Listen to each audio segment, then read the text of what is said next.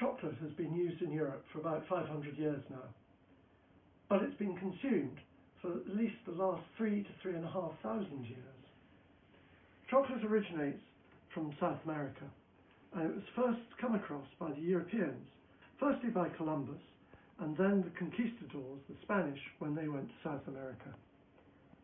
When they first came across it, they were offered it as a drink, and they thought it was disgusting. They described it as being a food fit for pigs. But as time went on, they were short of wine, and they started to switch to drinking chocolate. Now, the early chocolate was a cold drink made by the Aztecs, and it was made with various local ingredients, such as chili and flowers to give it a flavour. So let's have a look at what chocolate is. It comes from the seed of the cocoa tree, and you get these sort of pods. These are dried pods, but the original pods are fabulous vibrant colours. They're bright oranges, reds, yellows, greens, and they grow on the side of the tree, off the trunk of the tree. Now, if you cut one of those open, inside you'd find about 20 to 30 of the seeds of the cocoa tree. Those seeds are taken out and they're laid out on the ground, normally on banana leaves, where they begin to dry out and they ferment. Those seeds are then taken and roasted.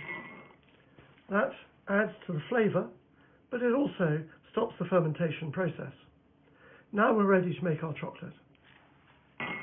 Those beans are broken up into what are called cocoa nibs, just broken up cocoa beans. And they go onto this hot stone. And this is how chocolate was made for probably at least the last 1,000 years. And it carried on until the 18th century in this country.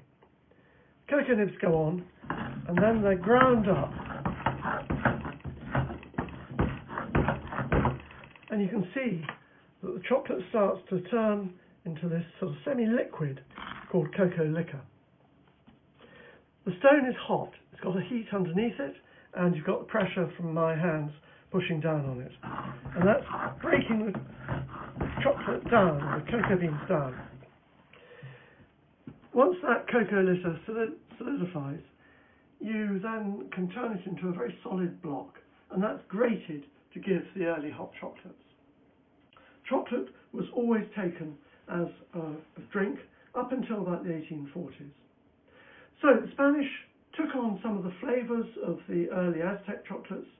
They used the chilies. The early chocolates used green chilies. The Spanish started using red chilies. And they used something called achiote, which is a seed, dried seed, which was ground up, and it gave the chocolate a sort of brick red colour.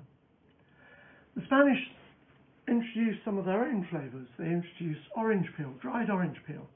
They introduced cinnamon, supposedly for medicinal flavours, but it's a really nice flavour accompaniment to chocolate. And as chocolate began to spread into the rest of Europe, jasmine was added by the Italians, ginger, almonds to give a nice sort of thick, almonds were ground and gave it a really thick custardy texture. And by the time chocolate came to England, cardamom and long pepper were being used as flavours.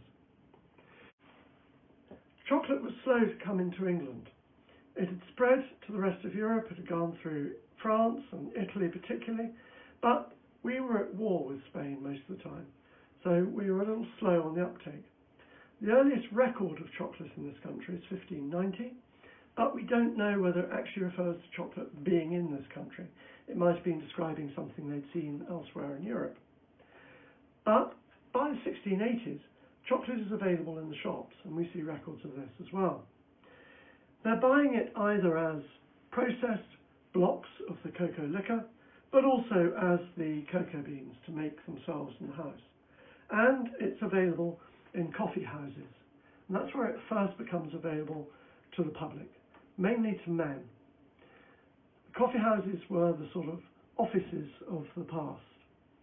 And then chocolate became even more popular, and chocolate houses were set up.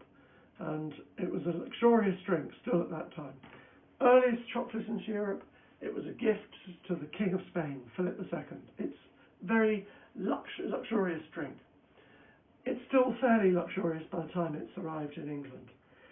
Then chocolate goes into the homes, and it starts to be consumed by both the adults, male and female of the house. but it's still not suitable for children. That doesn't come for a long time afterwards. The other major ingredient in chocolate is sugar. Sugar was added by the Spanish and the English, and that really changes chocolate, because if you add the sugar to sweeten it, you need to heat it to get the melting of the sugar to sweeten the chocolate. Now, it wasn't until about the 1840s that chocolate bars started to be made. Chocolate was used as flavouring, but it was almost entirely taken as a hot chocolate. But in the 1840s, the process was developed to break that cocoa bean down, to separate it out into cocoa solid and cocoa butter. And that's the important process for making a chocolate bar. And so the first chocolate bars were dark chocolate, and then the process for adding milk was developed mainly by the Swiss, and then white chocolate was made, which is almost entirely cocoa butter. And that brings us up to today. Chocolate is still a luxury. It's a luxurious treat, but it's one that we can all enjoy. So how do you enjoy your chocolate? Do you have it as a bar of dark chocolate, milk chocolate, white chocolate? Or are you like us?